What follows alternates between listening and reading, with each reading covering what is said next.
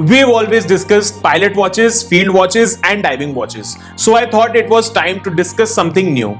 So here I have today a particular watch with me that signifies and epitomizes the mountaineering spirit and was primarily made for the real men of mountains, also known as Yama Otoko in Japanese. Wait, did I hear Japan again?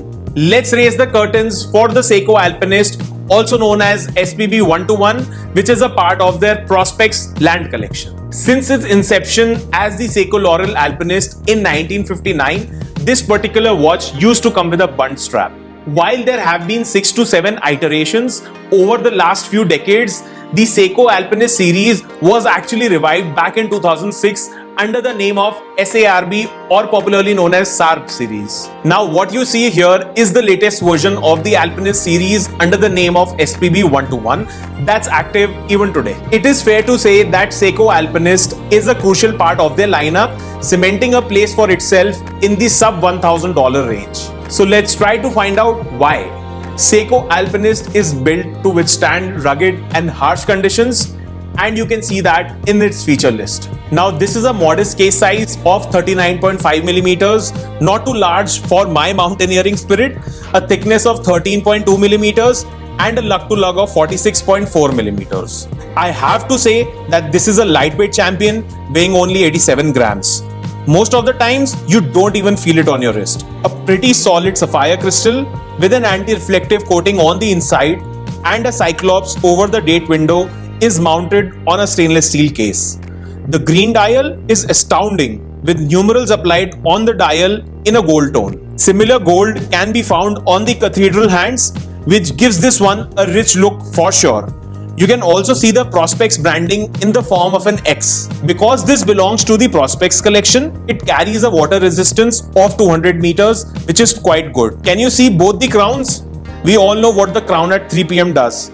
But the one at 4 can be turned to rotate the inner compass bezel. Yes, this particular watch has a compass, and that's a really cool feature when you want to venture into the wild. Now if you turn the watch around, Alpinist uses a 6R35 in-house caliber, which was launched back in 2019 and is an improvement over the 6R15 caliber in a lot of senses. The advantage of using the 6R series is the massive power reserve of 70 hours and a 24 jewel setup. Now this particular movement can be wound manually as well. So do you know how many times you need to rotate the crown to fully wind it? Well, that's 55. The hacking seconds function makes this watch even more accurate, and overall this either loses 15 or gains 25 seconds a day, which is quite good. The strap on this one, as you can see, is calfskin leather in 20 mm with a glossy brown finish, while it takes a while to take the shape of your wrist. This also has a 3-fold clasp with push button release. Overall, a pretty comfortable watch and fits really well. If you are ever stuck in the dark, the Lumibrite on hands and the dots on the indices carry out the simple task of being readable enough.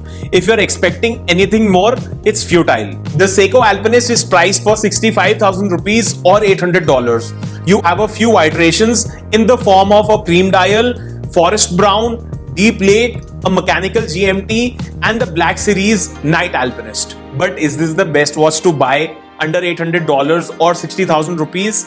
Well, the contest is run and led by Tissot PRX Automatic in the 40 mm version, and this is a superb watch to buy.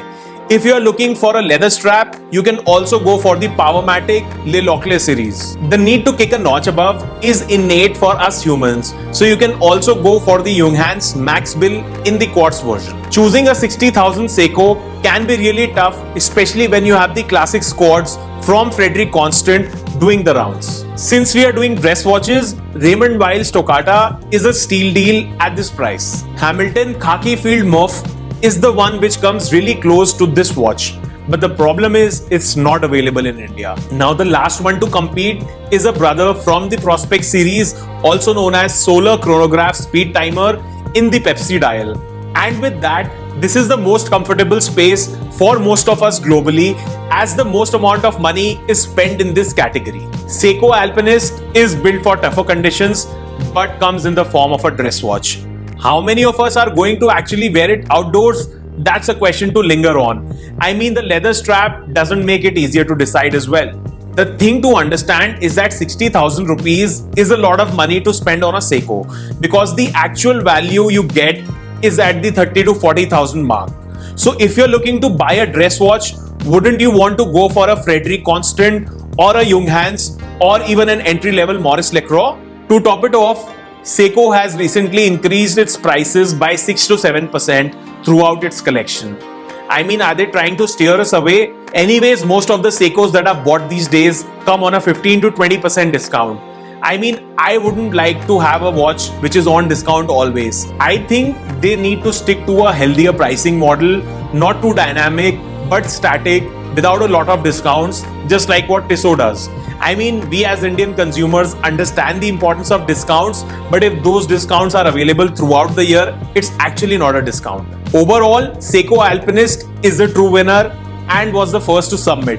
But can it still hold that position, especially with so many international brands knocking Indian doors? The competition is anyways no less, with a lot of micro brands like the Brew, Studio Underdog and Baltic fighting for a spot.